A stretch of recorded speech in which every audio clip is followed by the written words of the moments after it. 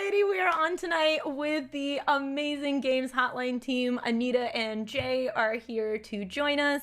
We will be talking about the Games Hotline, and we're kind of freestyling it. There is going to be an option for open questions in the end, and open moderated questions in the end. So please, you don't have to hold your questions. Actually, you can ask them by adding to the Q, exclamation letter Q. The show runs smoother and softer when you guys participate. So please be sure to throw in your questions, and we'd love to answer them. So to start things off, do either of you think that you can take a second and just introduce yourselves, starting with you, Anita? Sure. So I'm Anita Sarkeesian. I'm the executive director of Feminist Frequency. We created the Tropes versus Women in Video Games video series that came out like 10,000 years ago, which had a pretty significant impact on introducing and continuing mainstreaming conversations around representation in gaming. We've also done a lot of work around trying to end online harassment and education and advocacy around ending online harassment, especially as it pertains to gaming communities. And so the latest project that Feminist Frequency is working on now is the Games Hotline. Awesome. Which I'll let Jay explain what the Games Hotline is. Jay, over to you. Thanks. I'm Jay. I use they, them pronouns, and I am the programs manager for Feminist Frequency and the Games Hotline. The Games Hotline, we're really excited, just launched in August of 2020, and we are a free, confidential, text-based emotional support resource for anyone who makes or plays games. And yeah, we're fully text based. So you to reach us, you just text support to 23368, just one word to that thing, and you'll be connected to live agents who are ready to listen and offer emotional support, and already have some of the kind of culturally informed understanding of the games space, which really helps us stand out from some other mental health resources. Amazing. So I immediately messed up when I posted the promotion, and which totally bad on me. I messed up what exactly Games Hotline does. So I think it's really important for us to dive into what you do versus what you don't do. But before we do that, how and why was this born? I mean, clearly there's no issue in games. There's no problems with games, gamers, gamer culture. Everything's fine, and the room is on fire in the meantime. Is that what people say? Yeah. Is that the alternate reality we're living in? The alternate reality. I don't know. Somebody today posted a thread actually of articles about Twitch and harassment on Twitch alone, and it was all the articles that have been written about harassment on Twitch, and they were like, "Hey, Twitch, I don't know. Maybe this is something you should be looking into, because every media outlet has picked it up by now." Yeah. I feel like I got asked, or I was on a thread recently where they were looking for a keynote speaker, and they were like, "Oh, it's such a rough year. We really want something positive." And I was like, "Yeah, I don't think that's me." I was like, "That's not what you come to me for." But yeah, let me tell you a little bit about where the hotline came from. So a couple of things. One, last August in 2019 was what we're sort of referring to as the first Me Too movement in games. It was the first sort of large scale, many people coming forward about stories around abuse and harassment in the games industry. And so at that time, I was, following along, providing support for folks. A lot of people came to me because I've dealt with so much harassment, thinking that I can also deal with this just randomly, just looking for people, right? We felt really helpless and wanted to give space for folks. So we kind of just opened our DMs on Twitter, which is not we're not, the time, it wasn't like professionals, it wasn't trained. It was kind of just me being there for people. And the amount of stuff that folks shared to a stranger in a Twitter DM, they didn't know it was me answering it, was kind of surprising to me. I also started thinking a lot about, what do we do about how rampant abuse and harassment and just general toxicity is in the game space? And that's not to say, I feel like I'm going to preface here, it's not not to say there's not amazing, wonderful richness Right. in game communities. We're all in these spaces not because they're terrible, right? We're in them Right. because they can actually be really wonderful. But we have to deal with terribleness to be able to Right. get to the wonderfulness. So I'm thinking through, how do we build these large, systemic structures that support people and that actually work to end some of the suffering and some of the abuse. So the first project we thought of starting was the hotline. In many ways, it is what we consider to be a spiritual successor from Crash Override, which is something started by Zoe Quinn, Mhm. who is a game developer that was also vehemently targeted in the game space. And what we're doing is we're creating a more traditional form of hotline. So you text into us and we provide emotional support. We're here to listen. We're here to engage with you. Our agents are trained, as Jay had said, in culturally competent games knowledge. And so it's really important to us that we exist as a environment that understands you, right? Like, there are loads of great hotlines that we fully support and recommend. But we do, again, as Jay said, stand out in the fact that, like, we're for and by gamers in a lot of ways. And we make sure to understand, the trends, what's going on. We don't want to get into a place where you're like, people are Mhm. attacking me on Twitter. And then you like call a Here's hotline what and they're Twitter like, is. wait, What's did you Twitter? call the police? Right. Right. Excuse me. Mhm. So yeah, that's the sort of shorthand version of like where the hotline came from. I guess the other little piece of this that I just want to add is, again, as someone who has dealt with an enormous amount of online harassment, you start to get put into these whisper networks Mhm. and these sort of back room kind of conversations. So throughout the last 10 years or so, I would constantly get messages from friends or colleagues who are like, hey, my friend is going through some, abuse online, or this thing is happening to them and they don't know what to do and they're really scared. Will you talk to them? And what I was realizing is that, like, okay, cool, but I'm one person. I can't Right. be there for everyone all the time. It's just about who you know at that moment. And so while the hotline doesn't like hold your hand through like harassment, like a harassment campaign, it is someone you can literally talk to in the moment when you're feeling extremely heightened, when you're feeling concerned, worried, having any kind of emotional turmoil that you just want to talk to someone about. Yeah. Yeah. That's, oh my gosh, that's amazing. So like totally overdue. And that's the first thing that I thought of when I saw Games Hotline is this, can you guys handle my DMs, please? No, but you know what we can do? We can support you That's, while you're thank dealing with you. your DMs. No, Yeah, and see? it is yeah, well, I can send them over to your DMs. Yeah, no, for real. You yeah. can definitely like recommend us for folks who are really struggling, because that 100%. it's amazing that you provide this space and you build this community of folks who recognize and understand and can talk about mental health. But it is also not your responsibility to personally support everybody going through crisis. And I think that tends to happen to public figures, especially talking about in this space. And so Mhm. provide like there are so many great resources for mental health in like there's Yeah. a lot more resources for mental health, especially in the game space, but they're Mhm. not direct support.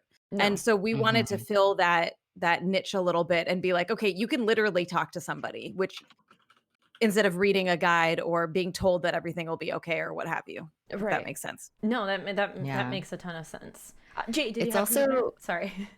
yeah, I was just gonna add that it's also kind of um this nice middle ground for folks who are experiencing a lot of these things and are told so many times. It's like, okay, well, you can report it, or you can stay silent, or you can just kind of yell into your own, you know, Just screaming a pillow. like, yeah, either keep it silent or go super public about it and do some public shaming, or report. And these can be appropriate avenues for different people at different times, but sometimes maybe you're not ready to report, or maybe you're not ready to tell your community that this happened, and you just need a place to talk about it with someone who's there to listen and who will believe you. And just having that in itself can make such a big difference, especially in moments where it feels like a crisis and everything just feels like so much, and you don't know what to do, and nobody around you knows what to do, and to have a space where that's okay, where you don't have to have all the answers right now. You don't have to get the exact answer to justice, or what's the right path. Like those feelings are still important and worthy of care and attention. And so we're really hoping that having this kind of third party space where we're not connected to any platforms or companies or anything like that. We're just here. We're only invested in you and what you're bringing to the hotline. We're not gonna call the police on you. We're not gonna report you to any company or any platform or report anyone else. It's just a safe and confidential space to talk about whatever is happening. Yeah. And that's a huge difference. That is one of the biggest fears, especially when I talk to my friends who are people of color. That's like the number one thing is I don't want to call a hotline, because if somebody ends up calling the cops on me, I'm terrified. I'm more scared of that than I am of my own mind right now, which is not where I want anybody to be. And very often, just having a conversation is, I say just having a conversation, but it is life-saving. It's not just, it is the thing that people need. So that's absolutely incredible. I'm just very excited from my first tweet. I'm very excited that y'all exist. Do you find, is there something in gaming and in gaming culture that kind of like, why gaming? Like that's the question that I want to keep asking, and maybe you don't have the answer, or maybe you just have your own thoughts on it, like whatever that might be. But really, it feels like gaming is such an enclosed space with when it comes to like it's its own culture, it's its own type of values, and I feel like there's this very broad division of people who are like, we're super socially accepting and super forward. Like I don't think I would have ever, if I had not been a streamer and if I had not gone through and like seen the acceptance that I have thanks to my community, I don't know that I would have ever come out as bi, like ever. So on one hand, you do have that like amazing, incredible and thoughtful, and then you have this like other space of people who are able to use gaming for like the worst. And I don't like, why gaming? That's the question I keep asking. Excuse me. I can answer my take on yes, this. No, it's obviously totally I don't know why yeah. I would answer anyone else's take on this. I think that I think the question is, why is there so much toxicity and harassment in gaming specifically? Right. And my answer to that, or at least part of the answer to that, is gaming has created a culture of entitlement for many, many, many years leading up to this point. And so if you look back at the history of gaming, you look at things like arcades, right? Where a lot of video games started back in the 80s. And that was a place that was very family friendly. So families would go there together regardless of gender, right? It wasn't like, oh, just the boys are going to play video games. Right. It was very much like a place families went to. When the video game crash happened, and also when consoles started appearing in homes and made more accessible to bring video games into homes, the idea of where to market those and where to sell those ended up being toy stores. And what do toy stores look like? They look like they're very gendered, right? Yeah. You've got the boys aisle and the girls aisle. So where did video games land? They landed in the boys aisle.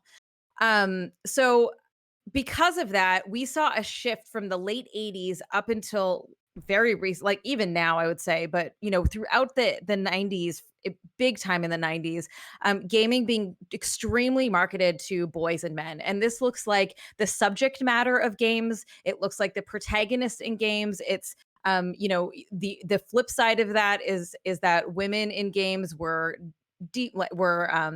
damsels in distress. They were helpless. Right. They were sexualized. Like everything about the theming of games was deeply around very traditional ideas of gender, very traditional notions of masculinity, saving the world. You're the only one. You get women's bodies as a reward. And this did not include any other types of experiences of gender, of experiences of representation outside of this very limited framework, unless it was like to make fun of or demonize queer folks, for example, right? And it was also very white. So the content of games, but then also the marketing of them, like I was mentioning. Yes, they were in the toys aisle, in the boys aisle of toy stores, but the marketing itself was a problem. So if you look back at like early PlayStation games, this is a very long-winded way of getting to where I'm getting, but if you look at early PlayStation games, you might remember the ad where it was a man and Lara Croft sitting on a couch playing Tomb Raider,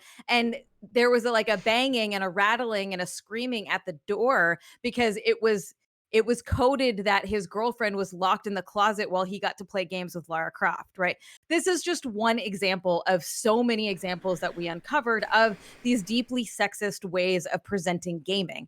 So we grew up in a culture that made gaming this created gaming very intentionally by the industry to be male dominated.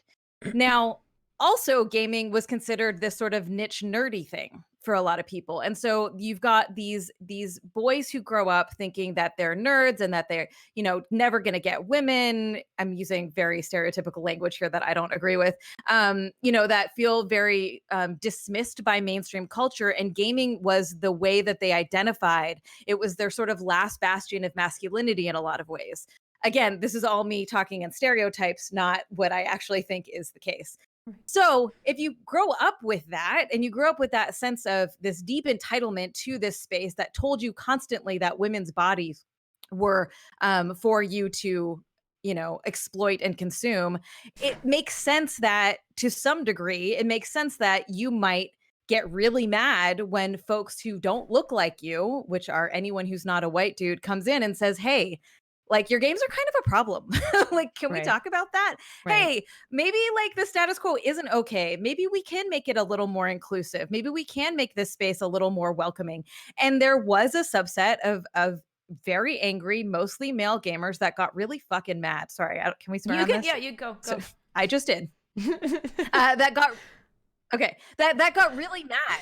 And so that's one piece of this. I'm going on forever and we could talk about larger social and political and cultural elements, but that's really my analysis of like how Gamergate happened, right? Which is the quintessential moment that we talk about with regards to online harassment and abuse in gaming, but it's not the only experience. It's not the first experience by any means. And I think that has now seeped its way into mainstream culture. It's seeped its way into online communications in general. And gaming was like, a place where that started very early and manifested in.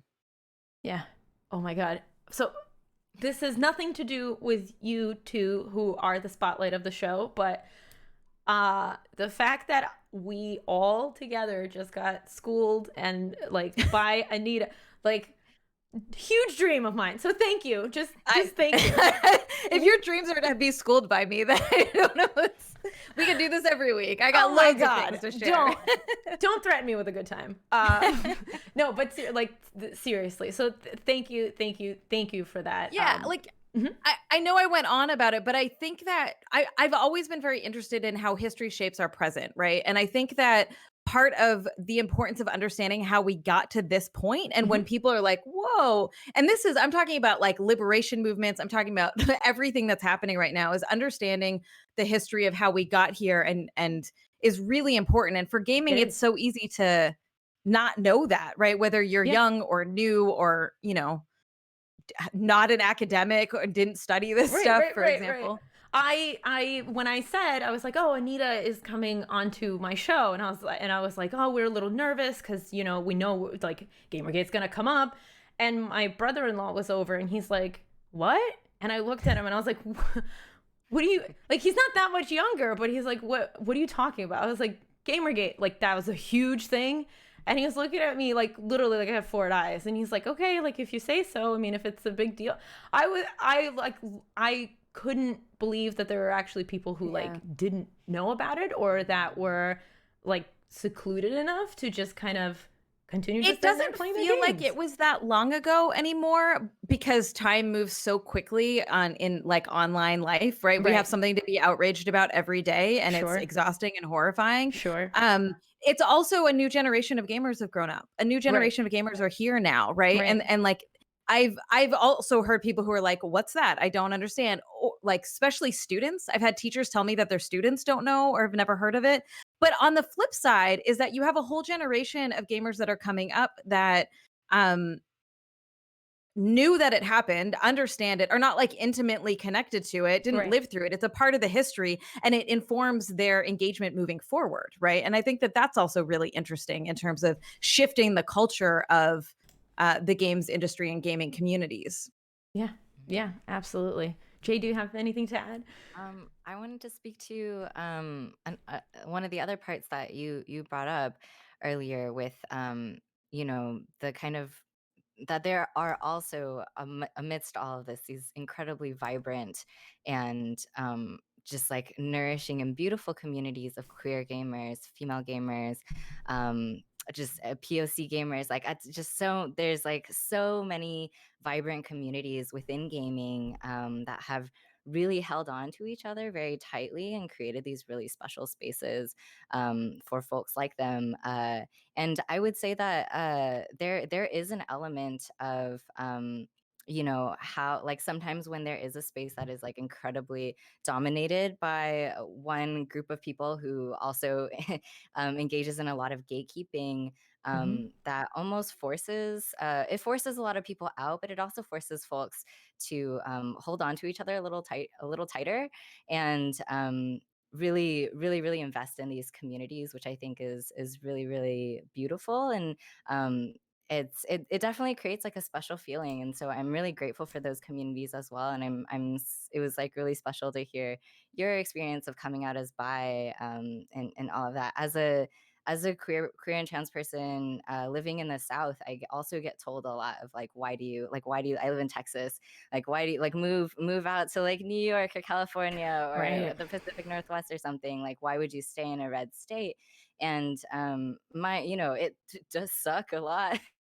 But also there are these like really beautiful moments and beautiful communities that we forge kind of in the fires and crucibles of our circumstances, and those can also be really incredibly beautiful and resilient, and just like passionate in some ways that I feel are unique to certain spaces like that, that face maybe like a different level of toxicity than elsewhere. And so within games, part of the work of the Games Hotline is, of course, offering like direct, immediate support to individuals, but also kind of we have our eyes on the horizon of a larger culture shift of normalizing help seeking behaviors, starting in a place of vulnerability, and really moving towards hopefully a larger culture that where we can spread these values um, from these vibrant communities, starting here within these communities and spreading it to the larger games space, and hopefully see a games culture that values kindness and asking for help and depending on each other in a way in a way that hopefully feels a lot better. Yeah, that's exactly what I do want to be focusing on is how do we create spaces that are better? How do we do better? How do we make things better? And it was part of the reason why I started the show, but it's also just I feel like there is a cultural shift, and I think that's why there's so much outrage, specifically because um because I'm basically reiterating what you're saying, because there's that other side of people being like, hey, we want this to be better, we want this to be accepted, we want to be more accepting, we want to create a better space, we're taking this back. And that's the beautiful part. So as part of Games Hotline, what do you guys so first and foremost, of course, it's a harassment hotline, and if somebody texts you, they can receive support. What do you not do, and is there like specific reasoning behind like we don't do this, and it's because we don't have the staff, or like whatever it might be? Yeah. Do you want me to take it? Yeah. Sure. So we are an emotional support resource, and what that means is that when you text in and get connected to an agent, there's someone there on the other side of the line, ready to listen and offer support and talk through whatever you're going through. We also have a database of resources that could potentially be relevant if that feels appropriate and if that's something that you ask for. What we don't do therapy. So the agents on our line are not necessarily clinicians or therapists or psychologists in any way. They're just there to offer emotional support, not do diagnoses, not prescribe medications, and any of that, or offer kind of a more long term kind of ongoing counseling. These sessions are definitely like self contained and confidential within themselves, and so you might be talking to a different person each time you Each time. text in, Hmm. and there isn't like kind of building a case on whatever is going on with you. It's just kind of a very like contained, intimate, confidential, emotional support space. We also don't offer things like legal advice. Um, we again not clinicians, also not lawyers. We definitely don't claim to offer any of those kind of professional services. We may have resources to help folks get connected to legal resources or get connected Hmm. to mental Hmm. health professionals if that feels appropriate and if that's something that you want. Not going to push it either way. um, but we don't offer those things specifically, and this is really intentional too, because like we mentioned earlier, one, there are already a lot of resources in the game space for some of these things, and we really wanted to offer, like, to fill in a gap that we felt was missing, which was like real time immediate emotional Emotion. support. Hmm. And we wanted that space to kind of feel free and just really be about like caring about you and caring about your feelings, and not so much of the like fixing your problems or trying to pretend like we have all the answers when really we just want to give you a space to talk. Yeah. We kind of had a secondary Me Too, or I don't, secondary, tertiary, I don't know, it's lost count at this point, but there was another Me Too movement that specifically pertained to the live streaming space this summer, earlier in actually I believe it was spring, the end of May. And do you there are quite a few people still that I know of that did not there were a ton of stories that came forward, and there are a lot of people who still had not come forward. Do you have resources more for those people to like come and talk to you, like, this is weighing on me? Can you direct them to, like, okay, these are the steps that you would take, to I guess you're saying there's no legal, so I guess I'm trying to get down to like the nitty gritty of if I'm calling, like kind of like a little case study, if I'm calling and I've experienced something awful it's in the gaming space, and most recently the live streaming space, what are the next steps for the hotline? It's just that emotional support aspect of it, right? And I say just, I don't mean to like belittle it, or it, because again it is a Hmm. huge aspect of it, but Yeah, I'm sure Anita will have stuff to add to this, but just to answer a little bit from the hotline response perspective, um, we really believe that the only person who can make the best choices for your situation is you, right? Not that you should do it alone, and not that you don't deserve support around it, but we want to create a space where folks can feel, first and foremost, believed when they bring their stories to us, and then if they're wanting to, if they have it on their mind, should I speak up about this? Should I tell my boss? right. Should I talk to this person about it?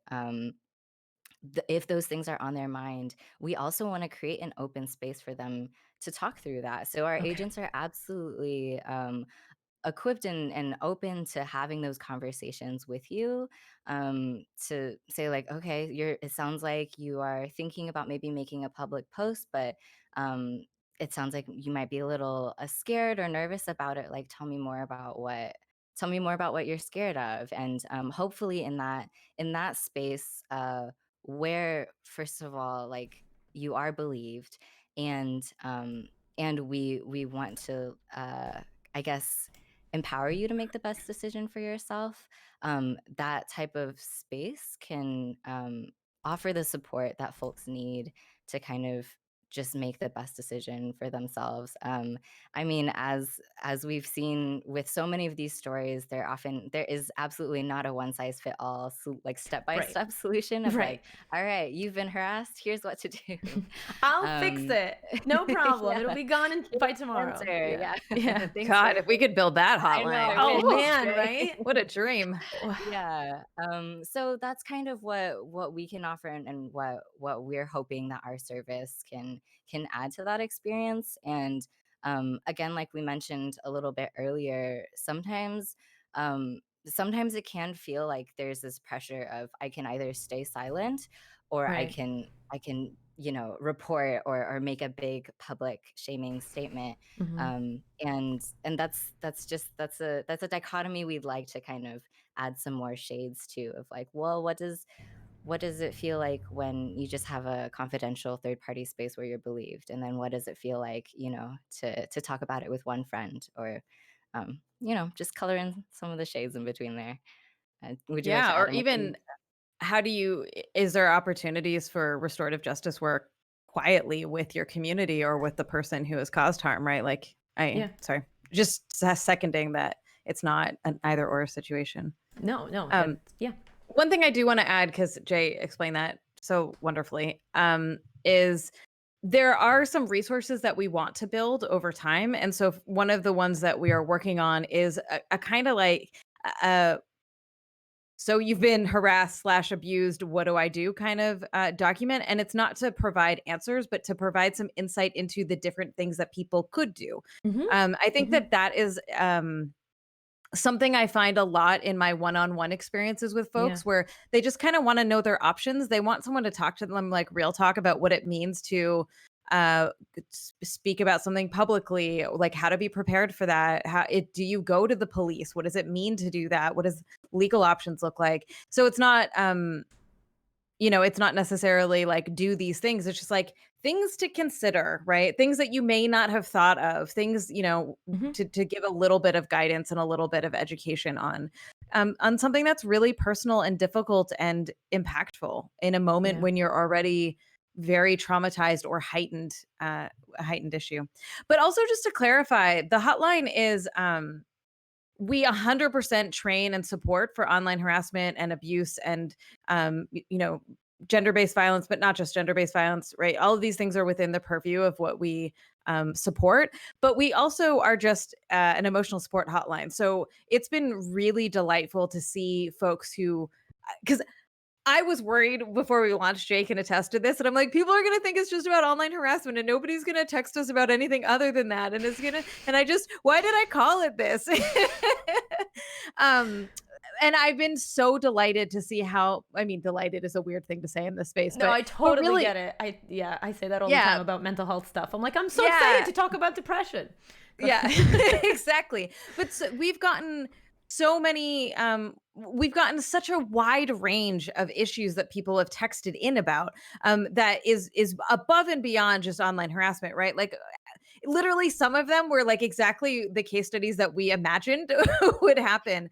And there's been a couple where people have actually like said on the calls, this has made me feel better. Thank you for being here. And that we all just like, we're like, oh gosh, I'm so this is why we're doing this work, and I think that's it, right? Is like your feelings, no matter how big or small, or how big or small they might feel compared to what someone else is experiencing, or that you think someone else is experiencing, doesn't matter here. What matters is that you are struggling and we are here for you, no matter what that is. the part that like I keep getting blown away by is the fact that is the thing that I keep preaching, which is because people come to me and they're like, my friend is depressed and I don't know what to do, and or my friend is suicidal and I don't know what to do, and the answer that I always have is like, the best thing that you can do is just validate them. That's 90% of what a person wants when they're in that space, and having a hotline that literally like that's the promise that like come here. Things aren't great. Come here and we'll validate you, because there's so much to sound super cheesy, but like there's so much invalidation happening. Like that's the first thing that happens when people experience mental health issues, whether they're severe or not. The first thing that they usually encounter is somebody being like, just don't be nervous about it. Just don't be whatever. I hate that. So much. I literally had that today in a tweet where I posted like about my depression, and somebody was like, well, you don't have to do that. And yeah, no, I don't. You're totally right. I don't have to do that. Yeah, I think that people, I think that generally our culture, at least Western culture, tends to, we don't teach the tools to talk about mental health, to identify our own mental health structures, or not structures, I'm sorry, mental health challenges, or how to talk to other folks about them. So we definitely grow up in a space where we're like, it'll get better. It's meant to be. It's just how things are. Things like, don't worry about Don't it. cry. And you're just like, don't cry. Yeah. None of that is at all useful. And I don't think anyone has ever felt better from hearing.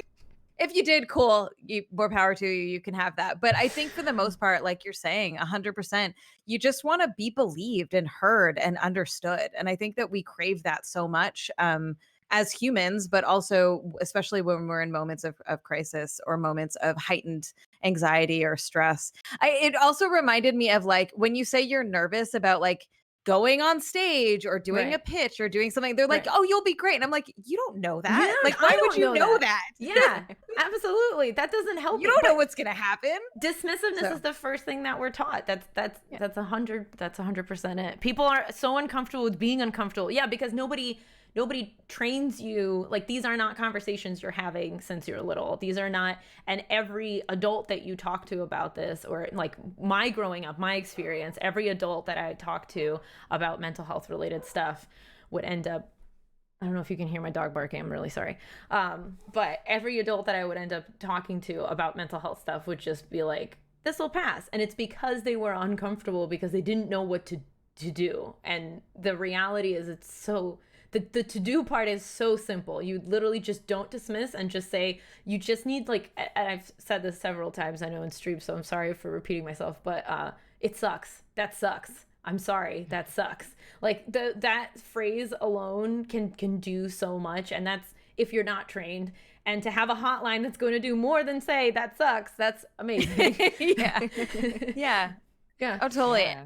And I think that like I was saying, I think that I guess the average person, whatever that means, isn't taught these skills. And so like, I didn't really learn about this until I was dealing with large scale, very public abuse and harassment, and everybody wanted to weigh in or tell me how they felt or, whatever. And I just didn't like how people were talking to me. No, it's fine. I just, that I started realizing that I'm like, oh, what do I want to hear? And started learning about mental health and supporting other people through that. Like, and it was really just me being like, I don't want to hear this anymore. I don't want people to say this stuff to me. It's really annoying. And maybe other people don't want that either. Yeah.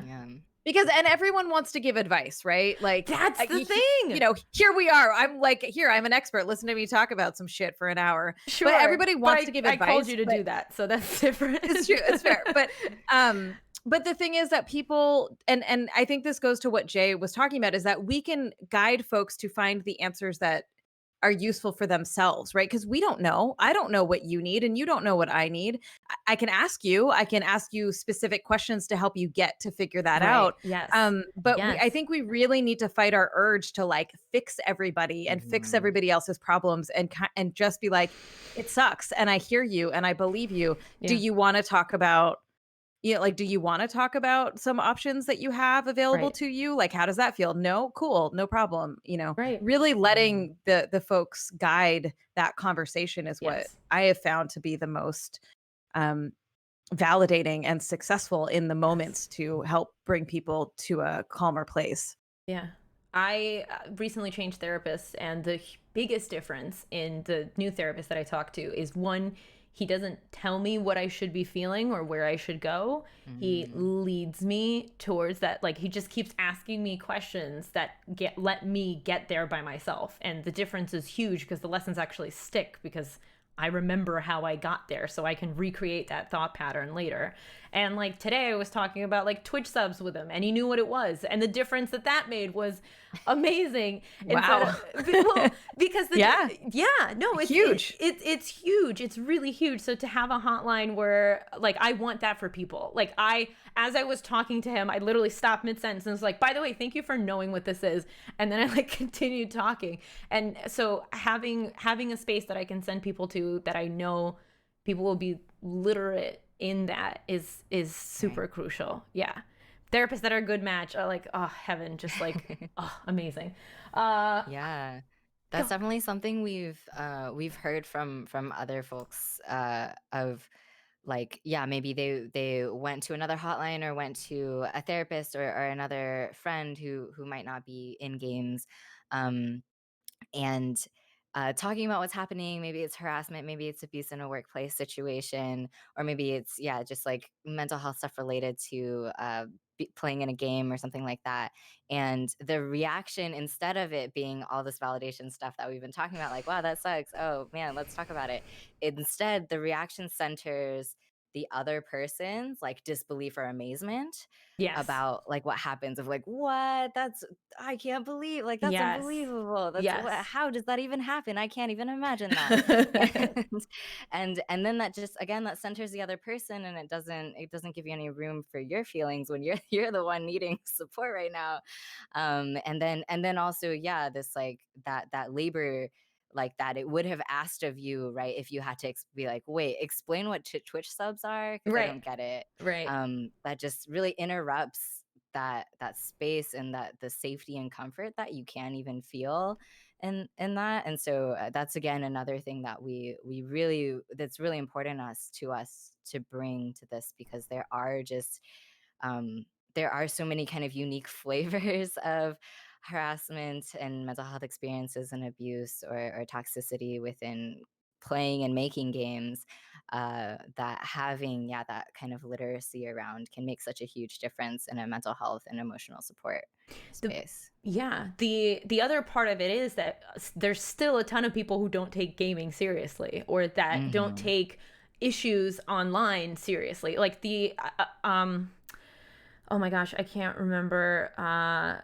Sweet Anita just came out talking about her harassment and the fact that cops were literally like, oh, this, and she's in the UK, so it's a little bit different, but still, they were basically like, this isn't a real problem because it's happening online, so we can't help you. Like Which is interesting because the UK has far more sophisticated laws around online harassment than any of our states do here. But yeah, I'm unsurprising. Yeah. And sad. Yeah, but that's the truth. That's the fact, is that people are still not there where they're taking gaming, like the gaming space, as like understanding the cultural impact that the gaming space has, and again, with that impact, how important it is if you are in the negative side of it or the positive side of it. Yeah. Yeah. Or even like beyond that of, I think someone in chat mentioned this too. There's like kind of, there can be like stigma or stereotypes around gaming, period, of like games are bad for you, or they cause Right. mental health problems, or they Right. cause addiction. So, oh, you're having this trouble in a game? We'll Stop stop playing a playing. This is a game. great reason to stop playing games. Yeah. Or yeah, if you're like getting harassed on Twitter, get off of Twitter. Yep. And it's just incredibly dismissive, Yeah.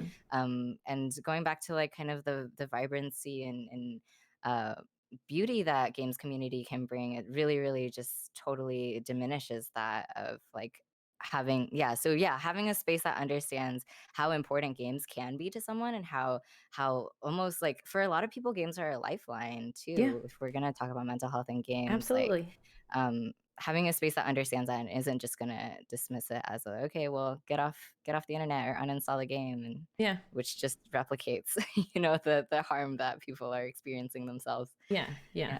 Yeah, and there's a whole separate conversation to be had, and with probably with a few Take This folk about gaming addiction. Oh, yeah, that's a big one. But thank you. I would like to move into Q&A because there's a few of them that have come in. You guys, are you all cool with it? Yeah, Definitely. Okay. All right. Yeah. So Wolf Wraith asks, where do I sign up to one support or become a listener? So basically they're asking how they can volunteer to help and if there's any need for that right now. Yeah. Gameshotline.org should give you everything you need. So if you go to that site, you will find a page that says donate, and that is where you can give us all of your money. No, but for real, like the hotline is surprisingly expensive to run, and so we do rely on donations. We are a nonprofit. That is how we are funding the ongoing hotline. But you can also support in so many other ways too, right? Like you spreading the word is really, really valuable to us. So, thank you for having us on your show. Folks in your audience, if they want to shout out the hotline, let people know that it exists, add it to their resources, just regularly posting about the hotline would be amazing, because we need to reach as many people in the game space as we can, and we don't have access to everyone. So the more folks who reach out into their communities, the more opportunities we have to be able to support the people who could use the hotline. And also, we created a streamer kit. So if you want to stream for us, we have some little bits for you. So a little bit about how to talk about the hotline, a bit about some visual like overlays, some videos, those sorts of things if you want to include them. And if you want to do fundraising for us, we explain a little bit about that. So that is all on our website. And you can also reach out to us and we can answer those questions as well. And we also have a weekly show if you want to tune into that. Jay, do you want to talk about that? Yeah, sure. We stream a live show every Thursday morning at 10 a.m. Pacific morning Pacific in the morning. US. On the coast that's burning, you mean? Yes, it's not pleasant. I'm sorry. It's okay. Yeah. Mm-hmm. Yeah. Well, Thursday at 10 a.m. Pacific. We cover just like a huge range of topics and stuff around mental health and gaming and working in games and playing games and just a really wide variety of topics. And yeah, it's every Thursday. We're on Twitch at FemFreak. And we upload those to YouTube, also youtube.com/Games Hotline. Yeah, it's it's a live interview show, so we have like experts on every week to kind of talk about like kind of some concrete ways to help get through hard times. And yeah, this week we have Jose Hernandez on from Quad Gods, which is a competitive esports team made up entirely of quadriplegic folks. And so we're going to talk about accessibility in competitive esports and what that looks like now and what it can look like in the future. So yeah, awesome. Really excited. Awesome. I'm so excited that is so cool. I'm so excited to plug that. You don't even know like how up my alley all of this is. So you're already on my website, and I've been trying to shout you out on Twitter, and I'll continue doing that and continue promoting everything that y'all are doing, because it's great, and it's exactly what I needed, because my DMs are getting fuller by the day, and like you said, I just don't have the bandwidth to be everything that everybody else needs. Send them to us. Yes. Yes. We're ready to talk. Yes. Yeah. Excellent. Agents are standing by between 4 and 7 p.m. Pacific time, Monday through Friday. Yeah. Whitey Potato asks. Go ahead. Also, just FYI, the hotline is open right now. So we are open from 4 to 7 p.m. Monday through Friday. It is Tuesday at 5 p.m. Pacific. So, feel free to call in or text in if you're in the U.S. right now. Gotcha. After the show. Don't gotcha. Wait, I just imagining you. Just everyone's just like, You can text and watch the show at the same time. That's the beauty of texting. Yeah, multitask. Yeah, don't stop watching the show is the point. Is the point we're trying to make. So Whitey Potato asks, I noticed that you're using SMS short codes, and they're not necessarily universal. Some are region only, covering U.S. states. What limitations in regards to those will you receive? Who will receive a response from a text? Is the short code U.S. only? Any chance for an alternative which could give people outside of the U.S. access to these services, assuming the current short codes do not? Obviously, time zones are a thing, and limited hours would be an issue here also.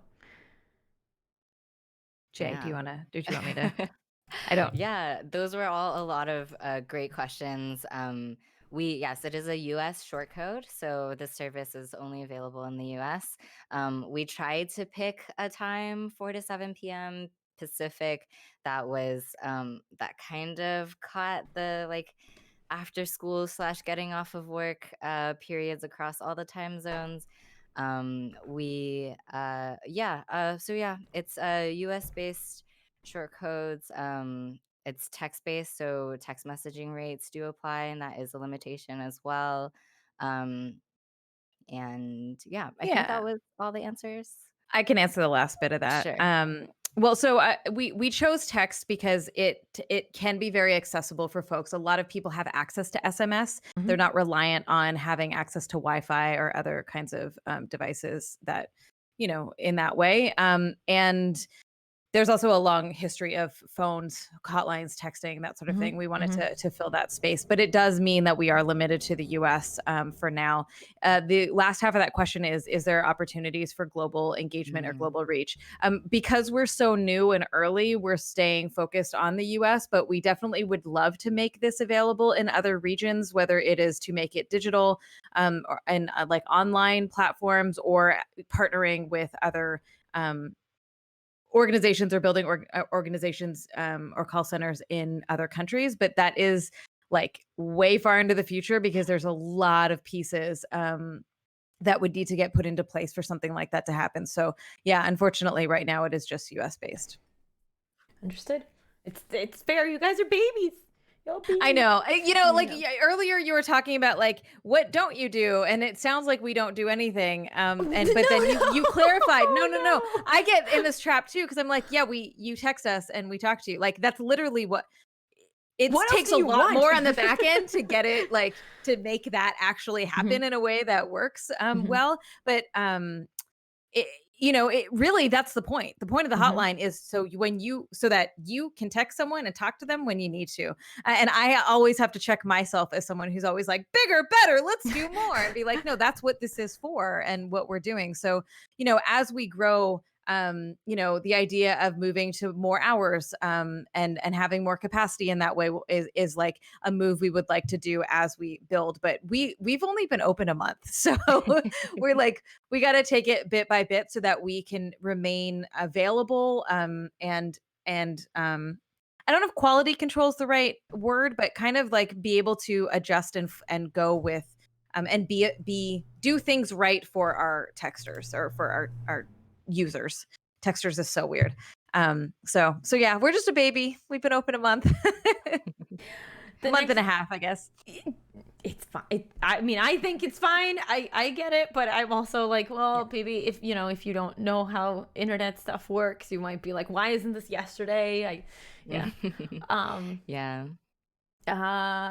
next question. Do you also support not just console PC gamers, but those who are tabletop based? Yeah, so anyone who makes or plays games, anyone who considers themselves a gamer, we don't turn anyone away from the hotline. Yeah, there's no there's no gatekeeping. entry test to access the hotline. Sorry. Yeah. Yeah. So definitely table talk folks are welcome. And again, making or playing in either of those spaces. We also understand there's a pretty big overlap there, so it wouldn't make sense to exclude those, and it's definitely a group of folks that we hope to reach as well. Awesome. The last question that we have for now, if you all have any questions, exclamation the letter Q, and put your question after that, lowercase letter Q. And we'd love to have time, I think, for just like a few more, but The last question for now by Stride Cipher is, notice that Games Hotline is a nonprofit organization that operates with help from donations, fundraising, word of mouth, through social media, and volunteering. Can you go some of the requirements that you look for that make a volunteer a great fit as a trained hotline agent? What other positions do volunteers cover? I can take that. Yeah, cool. So, if you are interested in volunteering with us in any capacity, please go to gameshotline.org and fill out our contact form to reach us. We currently don't have a volunteer agent system built out yet, but it is something we are looking into building in the future. And we also as Anita was talking about earlier, are interested in building out resources and doing just, I don't know, we have all of our little fingers and a bunch of little ideas and dreams. So if you're interested in supporting us through volunteering in any way, just send us a contact form submission, and as we build stuff out, as we get stuff rolling, we're keeping that list, and we'll reach out to folks in the future. Does that sound good, Anita? Yeah, it sounds Okay, great. cool. Sorry. Wow. Anything I didn't. Yeah, I was like, you needed a little validation there. It's okay. Yeah, thanks. Yeah, totally. Wait, were you going to say? No. Mm. Okay. All right. So, since we don't have, looking forward to that email back. That's awesome, Wolfwraith. Since we don't have any further questions, I wanted to know if you both have any closing remarks, anything that you want to make sure that people take away from this. I will be running your trailer after we're done. I will also be plugging you guys. I'll be adding or your resource. I'll be adding it also into our, I don't know why I didn't do this before, but I'll be adding a command for it so that people who are talking about harassment and bullying can, and that's something that I've been working on in general with streamers, of creating like a series of commands. And so I would, tapping you guys, making sure you guys are, y'all are part of that setup. It would be great. Awesome. Yes. So closing statement. This is always the weirdest thing, because sometimes people are like, no, I got nothing. So closing statements, anything that you feel like you didn't say. I mean, I just want to reiterate that if you need support, please text us. That if you like, you mentioned an example earlier about a friend, like, how do I talk to my friends? Like, we're here for you for that as well. If you're struggling with how to engage with friends, colleagues, family around mental health, or someone you're worried about, we can also be here for you around that. So we are open Monday through Friday, 4 p.m. to 7 p.m. Pacific time. You can text support to 23368. And we have agents standing by. They're open right now. And if you are interested, or care about this environment and care about mental health in games and want to help us get the word out, we would love it if you added us to your resources, if you plugged us on your social media, if you wanted to donate, if you want to do some charity streams for us, or just like shout us out on your streams, that would be amazing. So those are my closing statements: is please get involved, help us help people as best we can. Amazing. Anything else? No, Anita covered a lot of it. Yeah, that's pretty good. Watch our show. Pretty good. Watch our Good Tips show. Subscribe to us at FemFreak on Twitch. Yeah. I've been shouting that out, so we're good. Yeah, I saw. Thank you. Yeah, okay, good. We're at Games Hotline all over the internet: Facebook, Twitter, Instagram, YouTube, all of that.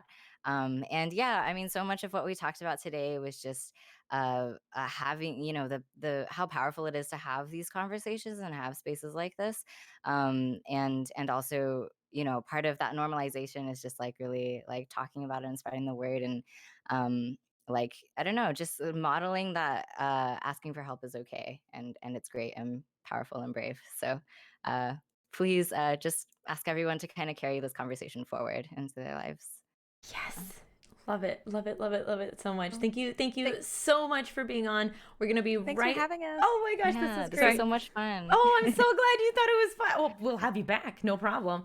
Right. But thank you again so much, Anita and Jay, for being on. Gameshotline.org. Get your butts on the keyboard, get your hands on the keyboard, and we will talk in just a few minutes. I will be right back. Thank you.